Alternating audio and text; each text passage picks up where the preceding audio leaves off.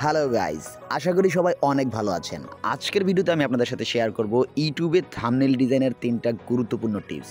এই টিপসগুলো ফলো করে যদি আপনি ইউটিউবে থাম্বনেল ডিজাইন করেন তাহলে আপনার ভিডিওর CTR মানে ক্লিক থ্রু রেট কয়েক গুণ বেড়ে যাবে।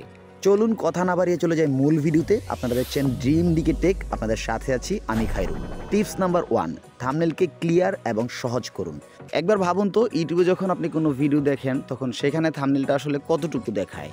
ওই অতটুকু থাম্বনেলের মধ্যে যদি আপনি হিজিবিজি করে অনেক লেখা ইনক্লুড করতে চান তাহলে কিন্তু দর্শক আপনার ওই থাম্বনেলটাকে অতটুকু দূর থেকে কিছুই বুঝতে পারবে না। তাই আপনাকে ওই জিনিসটা নিজে দেখে মেজারমেন্ট করে নিতে হবে যে ওই অতটুকু থাম্বনেলের মধ্যে আসলে কিভাবে আমার লেখাটাকে আমি ডিজাইন করব। এক্ষেত্রে আমি আপনাদেরকে বলবো 3 থেকে 4টা ওয়ার্ডের মধ্যে আপনার ভিডিওর সমস্ত বিষয়বস্তু থাম্বনেলের মধ্যে তুলে ধরুন।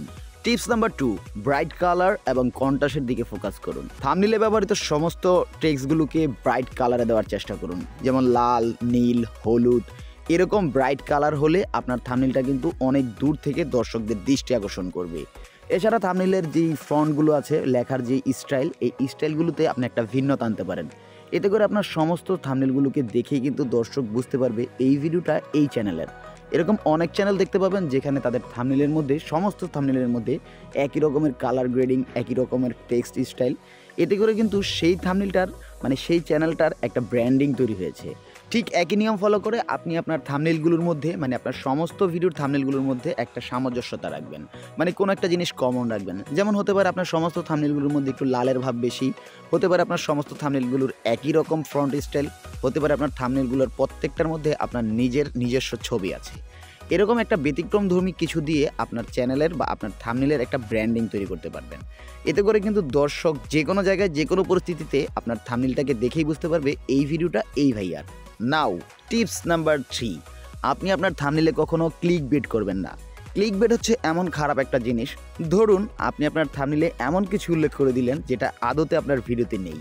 এখন দর্শক আপনার ওই থাম্বনেলটা দেখে হয়তো সাময়িক সময়ের জন্য আপনার ভিডিওতে ক্লিক করবে, কিছু সময় ভিডিওটা দেখবেও, কিন্তু দেখার পর যখন দেখলো সে মস্ত বড় একটা ধোঁকা খেয়েছে, তাহলে কি ভাববে? সে কখনো আপনার চ্যানেলে আর আসবে না। এমনকি আপনার চ্যানেলটাকে আনসাবস্ক্রাইব করে দিতে পারে বা ডিসলাইক দিয়ে দিতে পারে বা আপনার চ্যানেলের উপর বা আপনার ভিডিওর উপর একটা রিপোর্টও করে দিতে পারে। ইউটিউবে কিন্তু এই রিপোর্ট করার একটা অপশন আছে। So be careful, always careful. থাম্বনেলে কখনো ক্লিক বেট করবেন না, কারণ মুসলমান কিন্তু কাউকে ধোঁকা দেয় না। সো গাইস, এই ছিল ইউটিউবে থাম্বনেল ডিজাইন করার 3টা গুরুত্বপূর্ণ টিপস। আশা করি সবাই এই টিপসগুলো ফলো করে ইউটিউবে থাম্বনেল ডিজাইন করবেন। ভিডিওতে দেওয়া তথ্যগুলো যদি আপনার একটুও ভালো মনে হয় তাহলে ভিডিওতে একটা লাইক করে চ্যানেলটা সাবস্ক্রাইব করে দিতে ভুলবেন না। আর এইরকম গুরুত্বপূর্ণ ভিডিও আপনার বন্ধুদের সাথে শেয়ার করে আমার ভিডিওকে আরও দূর পর্যন্ত নিয়ে যেতে পারেন। আজকের মতো চলে যাব। ভালো থাকবেন, সুস্থ থাকবেন। আল্লাহ হাফেজ।